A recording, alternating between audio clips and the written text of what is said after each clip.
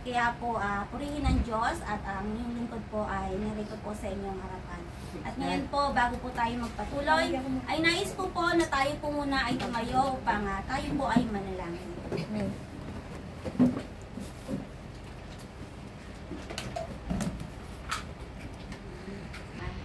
Salamat sa iyong habag. Salamat sa iyong biyaya, Panginoon, na ipinagkakaloob sa amin, O Lord God.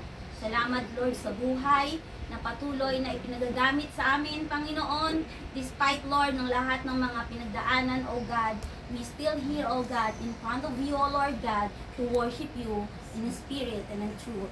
Lord, this time, O Lord God, I pray to you, O God. I lift up myself, O Lord God, bilang isang instrumento, O Lord God, daluyan ng iyong mga salita upang mga anak mo'y mapagpala, O God. Lord, itago mo ako sa iyong banal na likuran, O Lord God. I am nothing, O God, without you, Lord God. Amen. Ikaw lamang po ang maparangalan at mahayag ang iyong kabutihan. Ito po ang aming dalangin sa pangalan ni Jesus. Amen. Amen. Amen. Yan. Sige po, makakaupo na po ang bawat isa. Ngayon po, ang ating pong pag-aaralan ay kung paano po tayo tinatawag ng ating Panginoon. Ang bawat isa po sa atin, hindi man pare-parehas, ay iba-iba po ang calling.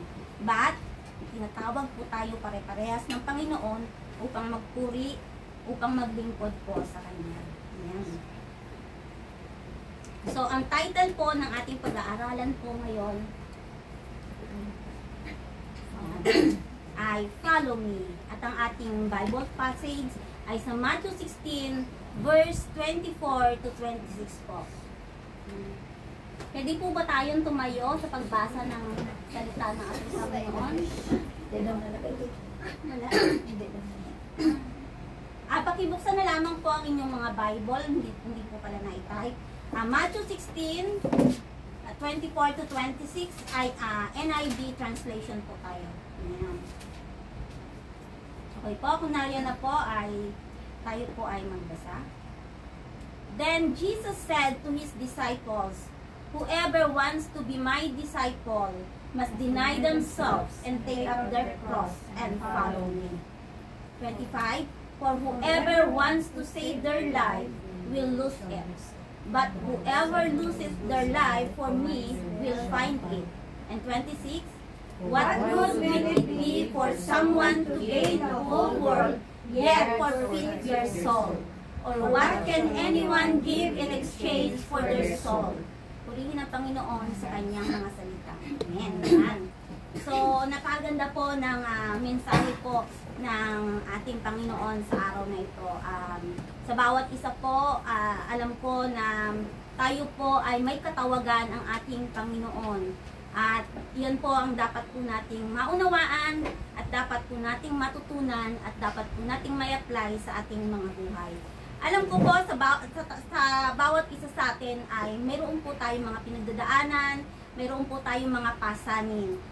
Dito po, pakikita ko po ang ilang pictures to illustrate po yung mga pasanin ng isang tao.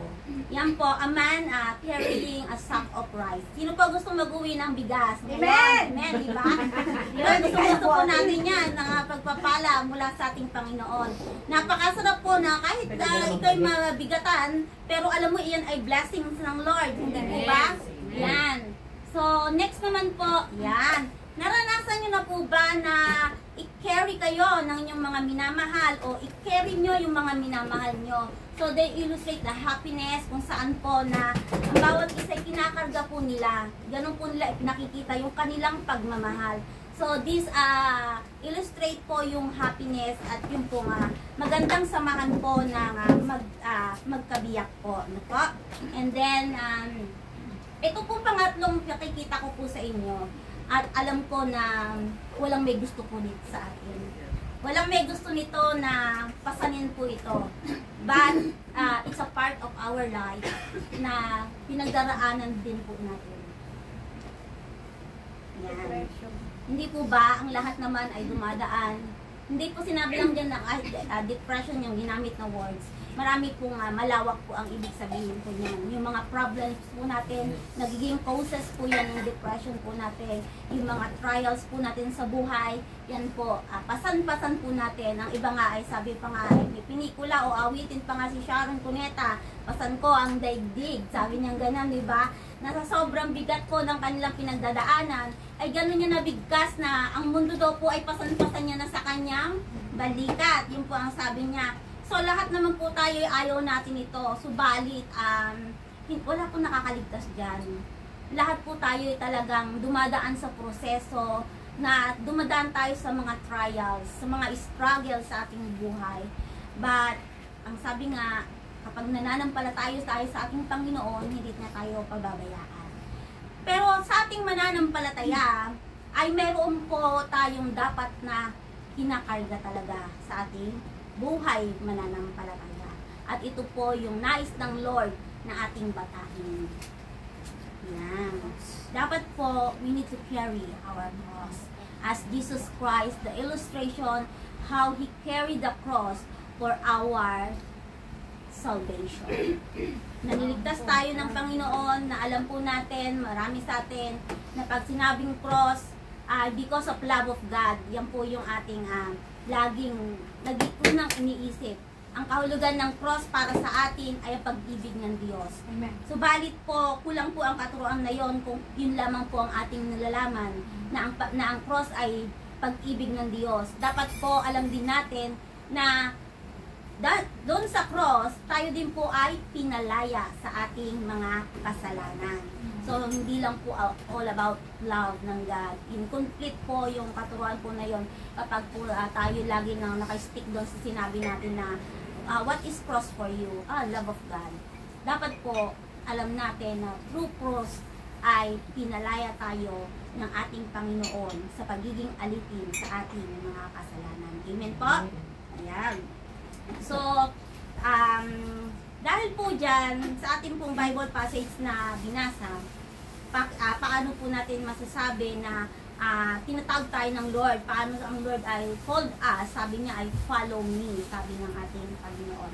So, mayroon po lamang akong tatlong pointers na ibabahagi sa inyo about po kung paano tayo magiging disciple ng ating Panginoon. Hindi po ba? Ang sabi doon po sa verse na binasa natin sa first ay sabi ng Panginoon to His disciple who wants to be my disciple. Sabi niya ganyan, no? To be disciple of Jesus Christ, you must number 1 po ay, ito po ang dapat po nating gawin. Deny yourself. Sabi po ganyan. Ang unang-una daw po natin dapat na ginagawa ay deny ourselves. Sabi yan sa Matthew 16 verse 24a, whoever wants to be my disciple must deny themselves. Sabi gano'n. Malinaw po ang sinabi. Kung gusto nating maging disipulo ng ating Panginoon, kinakailangan po natin na itatwa ang ating mga sarili. Kailangan po na hindi na po yung mga desire po natin ang nangingibabaw po sa atin. Kung hindi po yung kalooban ng ating Panginoon. Sabi diyan po, denying yourself means turning away from the ways of the old self and continually putting your new self in Christ. Yun daw po, na kung ano ka po dati, yung luma nating pagkatao, dapat po ay nawala na po tayo doon. Sabi ganon, yun po ang isang way na denying yung sarili po natin. Kailangan po yung from old self natin, yung old ways natin, ngayon ay nasa new self na po tayo in Christ. Dapat ganun po tayo. Example po, di ba?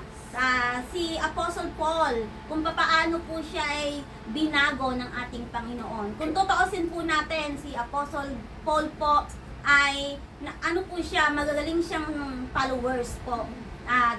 Tagasunod ng kautusan ng law, pero ang law na sinusunod niya ay yung sa Old Testament before na ibinigay noon kay Moises. Yon talagang siya ay napakahusay po ni Paul. Siya po ay isang scholar po ni Gamaliel. Subalit yun ang pagkakaunawa ni Paul. Ngunit nung si Paul ay masumpungan po ng ating Panginoon at siya po ay talagang nagkaroon po ng pagbabago, na regenerate po siya nung panahon po na siya ay maglalakbay sa Damascus, ay doon po ipinaranas ng Panginoon ng ma-encounter ni Paul ang ating Panginoong Jesus. At mula po doon, sa luma niya pong buhay, persecutor po siya ng mga mananampalataya. Pinutugis po niya ito, pinapapatay po, hindi man literal na siya po yung talagang subalit po siya ay kabahagi po sa pagpatay sa mga mananampalataya. Amen po. So, mula po doon, si Paul po talaga ay nagkaroon ng radical change to his life. Na dapat po tayong mga mananampalataya na tayo tumanggap na sa ating Panginoon, ay nagkakaroon din po tayo ng radical change sa ating buhay. Hindi na po tayo nananatili doon po sa luma nating buhay. Hindi po ba, sabi nga, nung tinanggap natin, the old is gone and the new is come. So, dapat po yung bagong tayo na on the process kung paano tayo binabago ng ating Panginoon. At isa pa pong example po ng mga Bible characters ay si John the Beloved and his brothers. Nung last time na tinuro ko po sa inyo, alam naman po natin ng magkapatid na ito kung ano yung taguri sa kanila, di ba? Maiinitin ng ulo, selfish, ambitious. Alam nyo po, pero through that po ay talaga pong binago sila ng ating Panginoon. Kaya nga po naging ano pa nga kay John the Beloved ay kung bakit siya tinaguri ang John the Beloved. Kasi po ay talagang siya po ay malapit sa puso ng ating Panginoon. At ang kanyang kapatid na si James po ay mula doon sa magiging magagalitin ay naging madasalin po siya. Kaya nga po siya tinagurian the camel knees, di ba? Dahil sa sobra niya pong pananalangin sa pagluhod sa ating Panginoon, talagang nagkakayo na po ang kanyang mga tuhod na parang camel. Ganun po. So, dapat ganun din po tayong mga mananampalataya. To deny ourselves po kung ano yung dating tayo, dapat po nababago po yun, napapalitan po yun sa buhay natin nakasama si Kristo. Amen?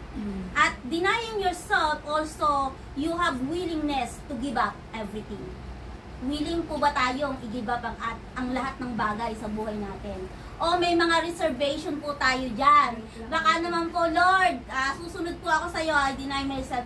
Pero meron pa po doon sa bahagi ng puso mo, meron pong nakakubli doon na hindi po talaga natin isinusuko sa ating Panginoon. Sabi nga sa pagsuko sa Panginoon, no reservation. Dapat all out po tayo. We need to give up everything para po talaga maging karapat dapat po tayo na maging isang tagasunod ng ating Panginoon. Mabuhay po tayo ayon sa kanyang kabanalan. Hindi na po yung sarili nating mga desires, yung mga nais po natin, hindi na po yung dapat yung nangunguna sa ating buhay. Dapat po ang ating ipinamumuhay ay yung kalooban ng ating Panginoon at kung ano yung nais ng Panginoon sa buhay po natin. So dapat mayroon po tayong willingness to give up everything. Amen? What does it mean to deny yourself? Sige po, tanungin niyo yung mga sarili niyo at kayo din po ang makakasagot po niyan. Pero dito po sa ating pag-aaral, ang sabi po ay, denying yourself is an essential part of the Christian life. Bahagi daw po ito ng buhay ng isang Kristiyano. Hindi lang porque tumanggap pa sa ating Panginoon, that's it na, enough na. Hindi po. May kabahagi po tayo, may dapat po tayong gagawin. Hindi po one way, ano lang po ito ng Panginoon, ang Diyos lang lahat ang kikilos, pero ikaw, hindi po tayo si Juan Tamad na aantayin lang nating malaglag ang bunga para may makain tayo. Dito po, tayo rin po ay mag-e-interact sa ating Panginoon. Tayo rin po ay may gagawing bahagi upang sa gayon po'y maging karapat-dapat tayong mga disciple ng ating Panginoon. Amen? Jesus called upon those who wish to be His followers to reject the natural human inclination towards selfishness. Yung mga sarili po natin. Hindi na po dapat tayo nagiging mga makasarili. Dapat po ay nire-reject na po natin yung mga own, po natin, yung mga flesh natin. Sabi nga, kaya tayo hindi makasunod sa ating Panginoon dahil po dun sa mga, sin, yung lust of the eyes, ganyan po, lust of the flesh, Yan po. Kaya po tayo hindi talaga tunay na makasunod sa ating Panginoon. Sa pagsunod po natin sa Panginoon, we need to deny everything po. At kasama po yon yung mga, kasi kung nasan po yung puso mo, ay nandoon po talaga yung kalooban mo talaga. Sabi nga kung nasa mundo ang puso mo at wala sa Panginoon, eh di doon ang puso mo, hindi sa Panginoon. Paano mo sasabing sumusunod ka sa ating Panginoon? Hindi po ba? Sabi nga din ni Paul doon sa Philippians 3, verse 7 to 8, sabi dito, dapat po tayong mga tumanggap na sa ating Panginoon, ito po dapat ang nagiging attitude po natin. Ito na po yung nagiging character po natin. Napapalitan, nababago na po tayo. Dapat po tayo daw, sabi ni Paul, but whatever gain I had, sabi ni Paul I counted as loss for the sake of Christ. Indeed, I count everything as loss because of the surpassing worth of knowing Christ Jesus my Lord. For His sake, I have suffered the loss of all things and count them as rubbish, in order that I may gain Christ. Amen. Di ba po kung tutusin po ay si Paul po ay nasa kanya na ang lahat. Mayaman, kinikilala sa lipunan, may posisyon po si Paul, subalit po nung makilala nga niya at nagkaroon siya ng pagbabago, sinuko niya ang lahat sa ating Panginoon. Sinabi niya na ang maglingkod daw sa Panginoon ay hindi kalugihan. Di ba? Yan ang ni Paul. At yung mga bagay na meron po siya, sabi niya ay isang basura, tinuturing na lamang niya pong basura. Yan din po, kung ano ba yung pinahahalagahan natin sa buhay natin, ano ba yung mas mahalaga sa buhay natin, dapat po inaalis po natin po yon. Hindi po natin pinapahalagahan yung mga bagay na yon. Kapag po pinahalagahan po muna natin ang ating Panginoon at natuto po tayo na isuko ang ating sarili, alam naman po ng Lord ang lahat ng pangangailangan natin. Alam ng Lord ang lahat ng gusto natin. Hindi po pa po yan nabibigkas. Nababasa na ng Lord yan sa buhay po ng bawat isa. Kaya kailangan lamang po talaga tayo'y nagtitiwala ng lubusan sa ating Panginoon. At kung nais po nating sumunod sa Panginoon, we need to deny ourselves. Amen? Yan po ang ating ano naman po ang purpose ng denying ourselves? The purpose of self-denial, counting as loss all earthly gains. It's to become more like Jesus in holiness and obedience to God. Yun po yung purpose po talaga nun. To become more like Jesus. At mamuhay ng may kabanalan at may pagsunod sa ating Diyos. Amen? So, malinaw po na dapat po kung nais nating maging isang disciple ng ating Panginoon, ang una nating gagawin ay we need to deny ourselves. Ayan. So, yan po. Sabi dyan sa Matthew 16:24, we need to deny ourselves. Kung gusto natin talagang sumunod sa ating Panginoon. At ang ating pong second point po, ito na kanina. So, to be disciple of Jesus Christ, you must to take up your cross. Yan. Ang sabi, kailangan daw po nating pasanin ang ating cross. Bakit kaya kailangan pasanin ang ating cross?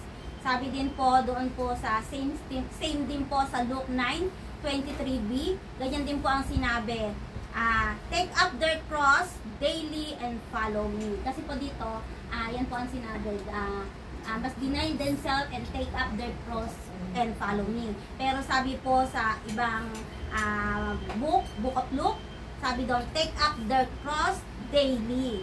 Doon. Hindi lang po isang araw. Daily po, araw-araw. Araw-araw nating papasanin, bababahin ang cross na nais ng Lord na ating babahin. No? Bakit kaya papapasanin pa ako ng Lord ng cross? Ang bigat-bigat naman kaya ng cross, di ba? So, kung yan natin ang cross sa buhay natin ay mga pagsubok. Subalit yun po ay proseso. May purpose po iyon kung bakit. May nais ang Lord na matutunan po tayo sa ating mga buhay, no? Although the call to take up your cross is tough, the reward is much less. Diba? Although mabigat daw, mahirap ang pagpasan ng cross. Pero yung reward daw po nito, much less daw po. Walang katumbas, wala kang maihahambing, maikukumpara. Because nothing in this world is worth passing up. Alam niyo kung ano po yun? Eternal life. Yan po ang reward ng ating Panginoon. Kung mapagtatagumpayan po natin ang pagbabata natin ito sa ating buhay pananampalataya bilang disipulo ng ating Panginoon, ang ating pong magantimpala ay ang buhay na walang hanggan. Amen? Amen. Amen. Sabi po sa Galatians 2:20, wala na po dyan about kay Paul din po, sinabi po nito, I have been crucified with Christ, and I no longer live, but Christ lives in me. The life I now live in the body, I live by faith in the Son of God who loves me, gave Himself for me. Ganun po ang ginawa ng ating Panginoon. So, yan po ang sinabi po ni Paul sa Galatians 2:20, na ngayon daw po, siya po ngayon ay he have been crucified with Christ na. No? Dapat ganun din po tayo. Kahit po may mga pagsubok tayong pinagdadaanan, mga struggle, subalit alam natin, kasama natin ang Panginoon. At namumuhay na tayo, ang buhay na natin ay ang kasama ang ating Panginoon. Kasama ang si Kristo sa ating buhay. At tayo po ay namumuhay na nananampalataya sa anak ng Diyos na walang iba kundi ang ating Panginoon, na siya pong nagmahal sa atin at ibinigay ang sarili doon po sa cross para po tayo'y ma-redeem sa ating mga kasalanan at para po tayo'y muli pong magkaroon ng reconciliation sa ating Panginoon. Dahil po nung nagkasala po yung mga una nating ninuno, na separate po tayo sa ating Panginoon, lahat po tayo'y naging makasalanan. Hindi pa tayo ipapanganak pa lang, may kasalanan na po agad po tayo na minana. Subalit dahil sa cross ng pagsasakripisyo ng ating Panginoon, tayo po ay kanyang minahal at ibinigay ang sarili upang tayo ay maging malaya. Amen? Dying to self is an absolute surrender to God. Yan po ang ibig sabihin ng pag-carry po ng cross, ay ang mamatay tayo sa ating mga sarili. Dying is absolutely surrender to God. Yun po ang nais ng Panginoon. Yung talagang totally we surrender yung ating mga sarili, ang ating buhay, wala tayong itinitira. Lahat po isinusuko natin sa ating Panginoon. At ang pagsunod po sa ating Panginoon, following Jesus, ay may requirements po. Requires taking up a cross. Bakit kaya? Sabi nga nun, di ba? Following Jesus requires taking up a cross. Why? Because, ano sabi sa Matthew 10:38, whoever does not take up their cross and follow me is not worthy of me. Hindi daw po tayo magiging karapat-dapat sa ating Panginoon kung hindi po natin babatain ang cross na ipinapapasan sa ating ng ating Panginoon. Sabi din po doon sa Luke 14:27, and whoever does not carry their cross and follow me cannot be my disciples. Hindi po tayo magiging disipulo ng ating Panginoon kung hindi din po natin makakayaning pasanin ang ating mga cross. Subalit alam niyo po, ang cross na pinapapasan sa atin ng Panginoon ay hindi yung literal na before noon, nung panahon niya, di ba? Na ang mga tao, paano po sila hinusgahan, paano po sila pinaparusahan, yung mga makasalanan, through, crucifixion, di ba? Pero sa atin po, ang cross na ibinibigay sa atin ng ating Panginoon ay yung pag-ibig ng Panginoon na maipamuhay natin at yung pagkakaroon ng kalayaan sa pagiging alipin sa kasalanan. Yan po ang ipinapababasan sa atin ng Panginoon at ang pagtuturo po at pagbabahagi ng salita ng Panginoon sa mga taong wala pa pong relasyon sa Kanya. Yan po ang nais ng Lord. Ang magkaroon po tayo ng compassion, maging compassionate po tayo para sa iba. Na alam po natin, andyan marami po dyan mga nakatambay lang, pero tayo po, sapat na po ba sa atin na nandito tayo? nagsaservice naman ako, Lord. Mati naman ako every Sunday, Lord. Nandyan ako, nakaupo ako, nag-lead singer ako, Lord. Tumutugtog ako, nagko-computer ako, Lord. Nakikinig ako ng iyong mga salita. Is it enough, church? Hindi po sapat po yun.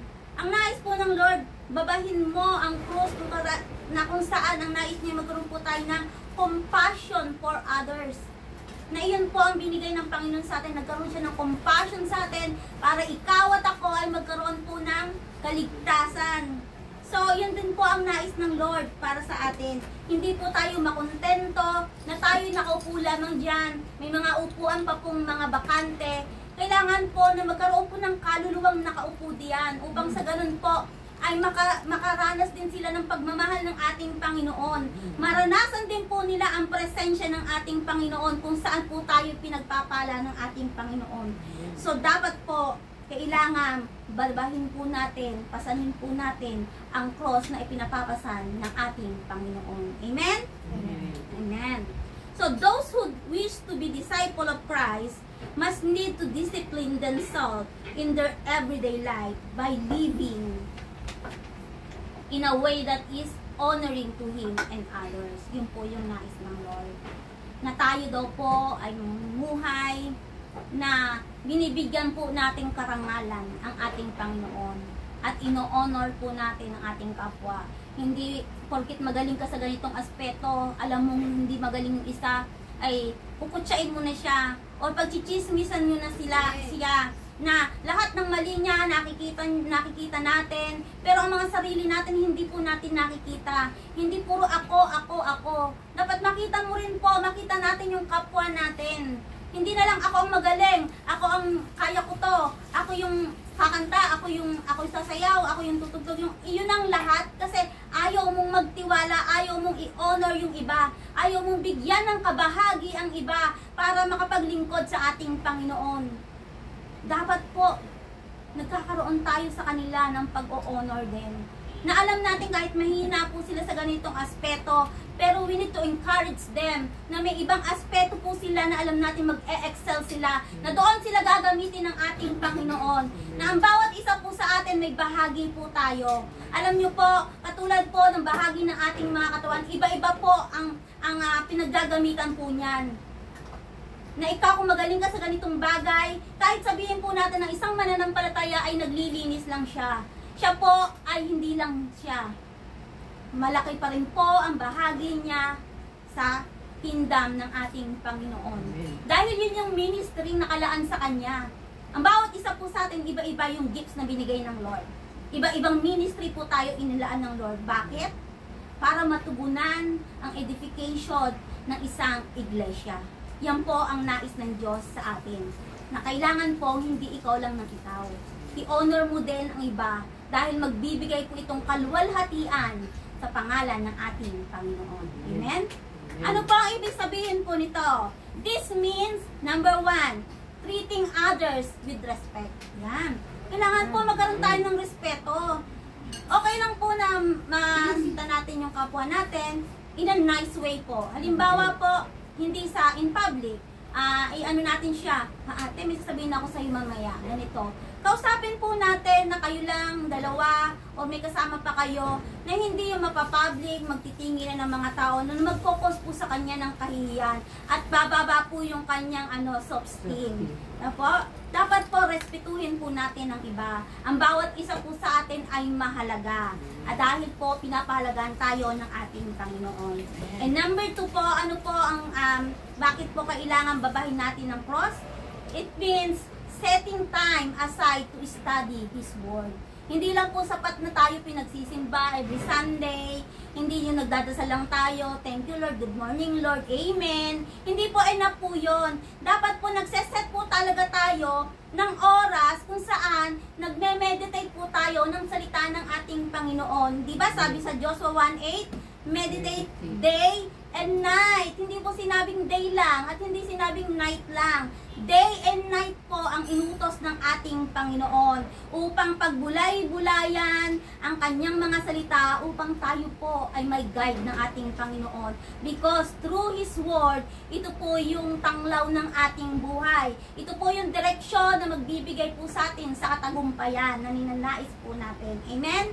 So, ang bawat mananampalataya po ay kinakailangan na magkaroon talaga ng oras sa pagbabasa at pagmumuni-muni ng salita ng ating Panginoon. Amen? Hindi yung sapat na, nakinig naman ako kay pastor nakinig naman ako dun sa YouTube No! It's about you. It's time na meron kayong moment ni Lord. Iba po yung congregational, iba po yung napapanood natin doon po sa moment na between you and God, na kayong dalawa lang po, nagkakaroon po kayo ng intimacy, na ultimate intimacy kung saan lumalalim ang inyong ugnayan ng ating Panginoon. Amen? So, kailangan po, ang bawat mananampalataya ay nagkakaroon po ng oras sa pananalangin, sa pag-aaral ng kanyang salita. And yung number 3 po, hindi lamang po dapat alam natin ang lahat ng nabibigkas ko. We need to practicing discipline daily.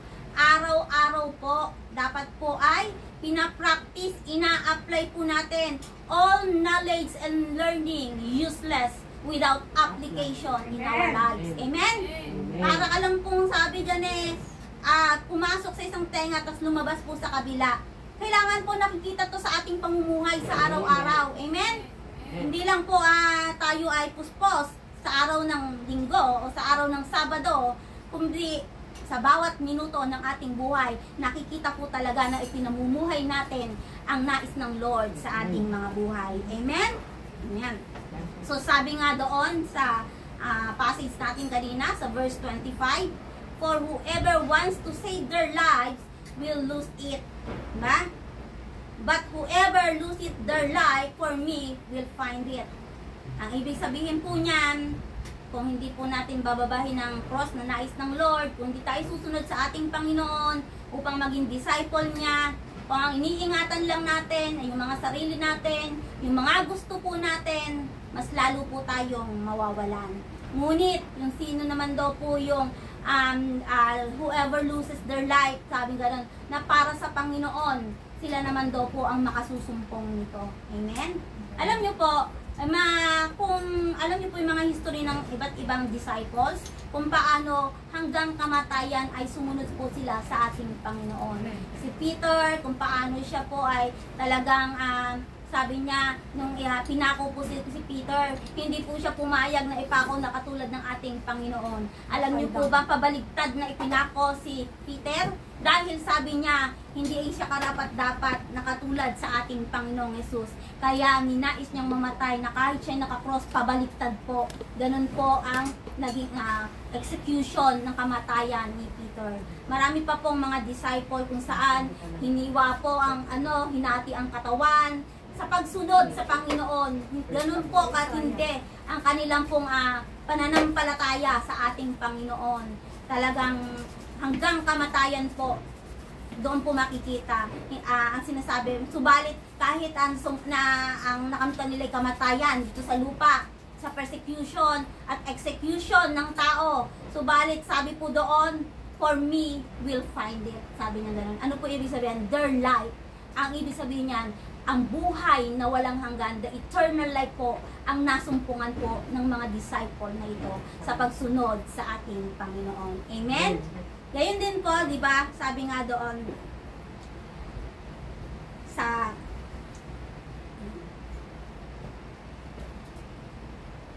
yan po yan. Yan. Ayan naman po yung ating point number 3, kung saan po sabi diyan, the title ng ating pag-aaral ay Follow Me. Yan po yung number 3. To be disciple of Jesus Christ, you must to follow Jesus. Amen?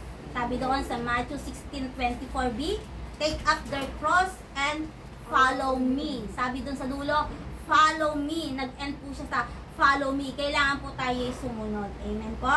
Sabi nga doon sa Mark 1:16 to 17, ito po yung mga Bible characters na mga sumunod, tinawag ng ating Panginoon. The first disciple po na tinawag ng ating Panginoon, si Simon Peter and si Andrew.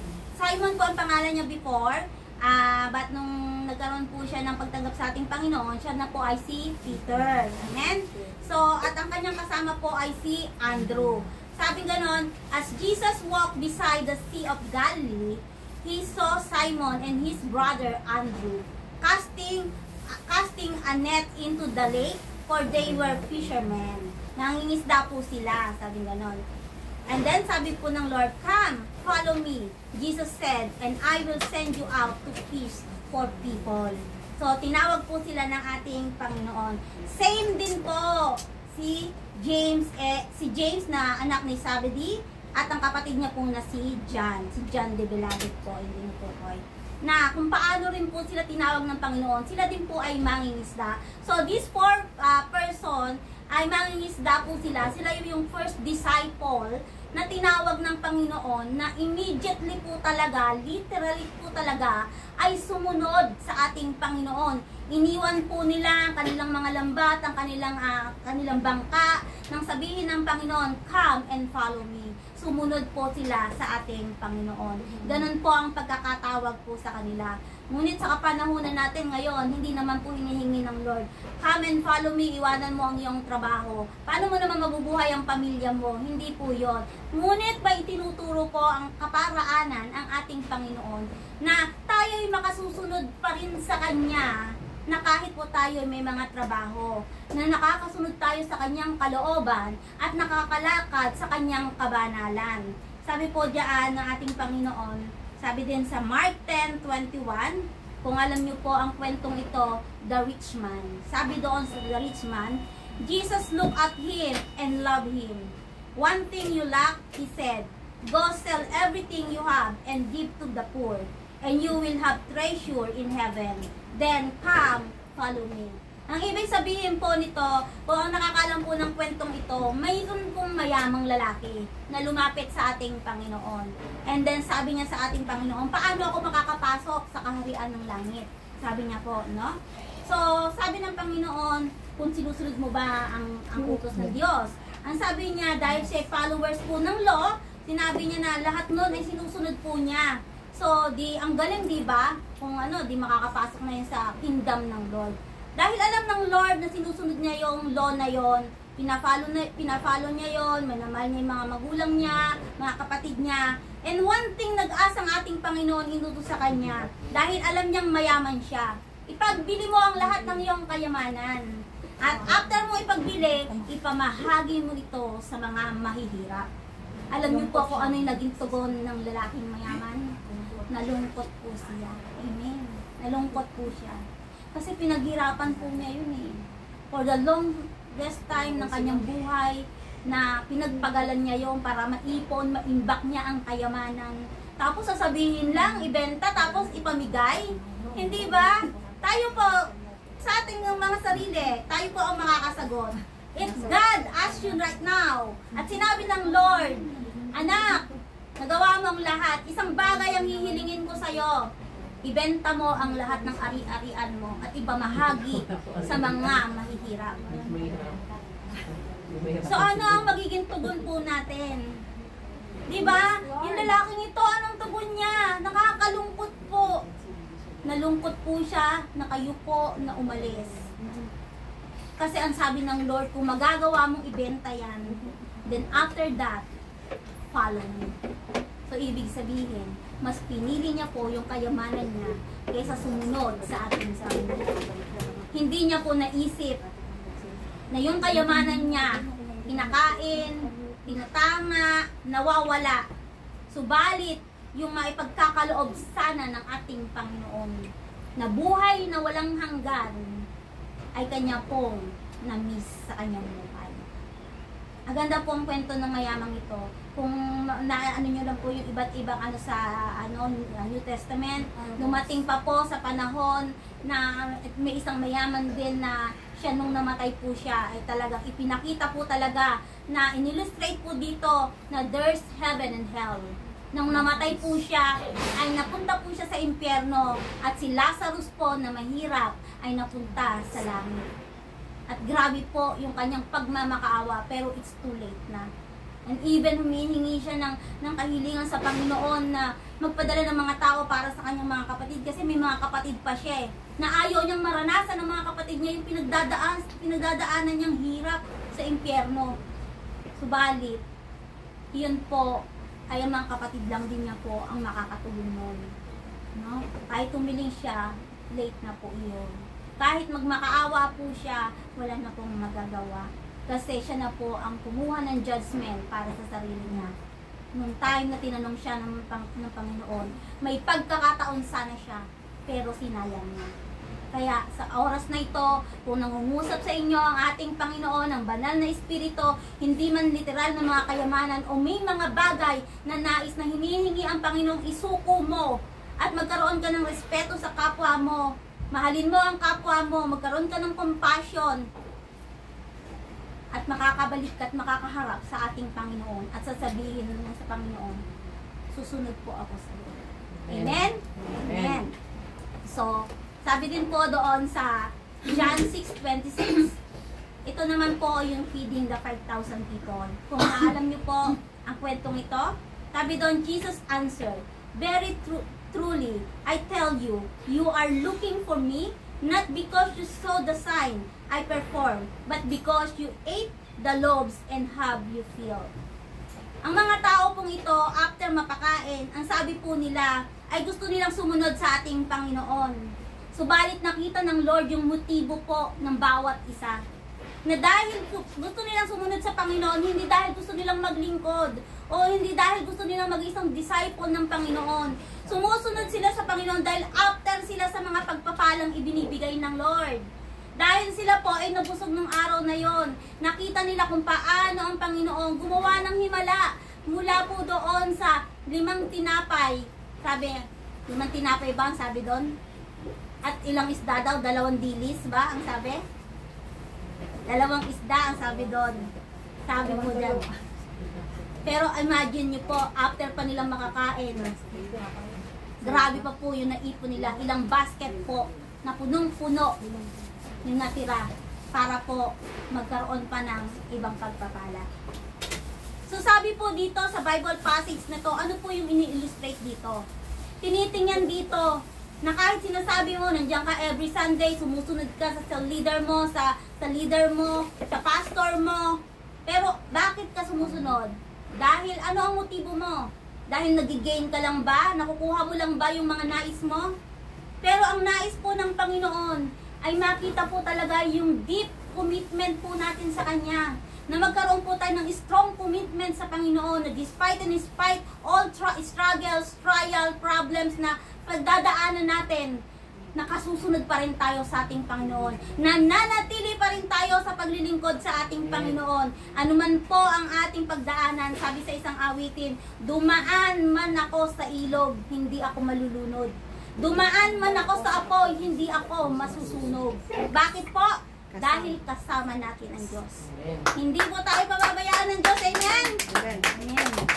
Amen. Kailangan lang po talaga ay nakikita po ang pagkilos ng Diyos sa buhay natin ay ating pong ipinamumuhay. At sabi din po doon sa Luke 9:59 to 62, ito po yung kwento ng mga taong gustong sumunod sa ating Panginoon. Ang sabi po diyan, he said to another man, follow me, sabi ng ating Panginoon. But he replied, Lord, first let me go and bury my father. Sabi daw ganyan, may isang lalaki daw na tinawag ng Panginoon na sumunod sa kanya. Ngunit ang sabi ng lalaking ito, Lord, hayaan mo muna akong umuwi at ipalibing ko ang aking tatay. Ano po ang tugon ng ating Panginoon? Jesus said to him, let the dead bury their own dead, but you go and proclaim the kingdom of God. Ang harsh naman ni Lord. Diba? Last moment na namin ng tatay ko yun eh. Kung sa buhay po natin, ano po ang sabi? Kung ito po yung scenario, halimbawa po, katulad po natin, nandito tayo, mga OFW tayo, di ba? Usually, kapag po meron pong namamayapang mahal sa buhay, immediately, nagpapaalam tayo sa amo natin, umuwi po tayo. Yun po agad, yung reaction po agad natin, gusto nating umuwi. Pero kung ito po yung scenario, na ikaw, that time, na na-receive mo yung news na yon na may namayapa kang kamag-anak o yung pinakamalapit mo sa buhay, and then God putting you sa isang sitwasyon na kailangan ka ng Panginoon to proclaim His word, to proclaim His kingdom. So ano ang magiging reaction mo? Kasi sabi dito, sabi ng Lord, but you go and proclaim the kingdom of God. Kasi alam nyo po, ang nais ng Lord, nakita ng Lord kung paano po tayo mag-o-obey sa Kanya. Hindi naman po porket sinabi ng, sige, hayaan mo na ang patay, paano naman papalibing ng patay yung sarili niya, di ba? Hindi po yun literal na gano'n ang nais ng Lord. Pero may itinuturo ang Lord. We need to put the Lord on the top of our priorities. Kasi ang Lord, ilalagay ka din niya sa top ng kanyang priority. Kung ano lahat ng gusto mo, lahat sa buhay mo, na gusto mong ma-aim, ipagkatiwala mo yan sa Panginoon. At ang Panginoon ang gagawa niyan sa iyong buhay. Amen? And then sabi doon sa verse 61, still another said, meron na naman daw isa pa, sabi ganon, I will follow you, Lord. Sabi niya ganyan, wow, parang kung ako makakarinig ko, sige, halika na, parang ganon yung ano mo, di ba? Kasi sabi niya agad, I will follow you, Lord. But, sabi niya, first let me go back and say goodbye to my family. Oh my goodness, di ba? Sabi niya ganyan. Hayaan mo muna akong umuwi at magpaalam sa aking pamilya. Baka hahalik pa siya sa kanyang asawa, di ba? Bago sumunod sa ating Panginoon. Pero sabi ng Panginoon, Jesus replied, no one who puts a hand to the plow and looks back fit for service in the kingdom of God. May katulad daw po, inalimbawa po ng Panginoon sa isang nag-aararo. Sabing ganon, ang isang taong nag-aararo yan, dire-diretso yan, hindi po yan palingon-lingon. Hindi po niya binabalikan yung kanyang naararo na. Bakit? Dahil masisira po yon, hindi po ba? Kaya yung nag-aararo ay diretso lang po siya palagi. Ganyan po ang nais ng Panginoon sa buhay natin. No but, no if. Lord, maglilingkod ako sa iyo, but. Lord, maglilingkod ako sa iyo, pero. Hindi po ganun ang nais ng Lord sa atin. Ang nais ng Lord, we ablaze our faith sa ating Panginoon, naglalagablab. Yan po ang nais ng Lord. Nagliliyab po. Blazing fire ang nais ng Lord sa ating pananampalataya sa ating Panginoon. Amen. Amen? Ang nais ng Lord sa kanya, sa paglilingkod sa kanyang kingdom ay mag-glorify ang ating Panginoon. Ang nais ng Panginoon na tayo po ay nakikita ang nakakasunod sa Kanya kapag tayo tinatawag ng ating Lord. May challenge po ngayon tayo. Ayan. Sabi po sa challenge natin, paano daw sabing ganyan? Ayan.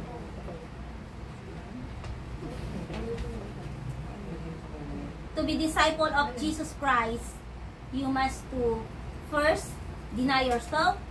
Second, take up your cross. And third, follow Jesus. So, paano po natin magagawa ang mga bagay na ito?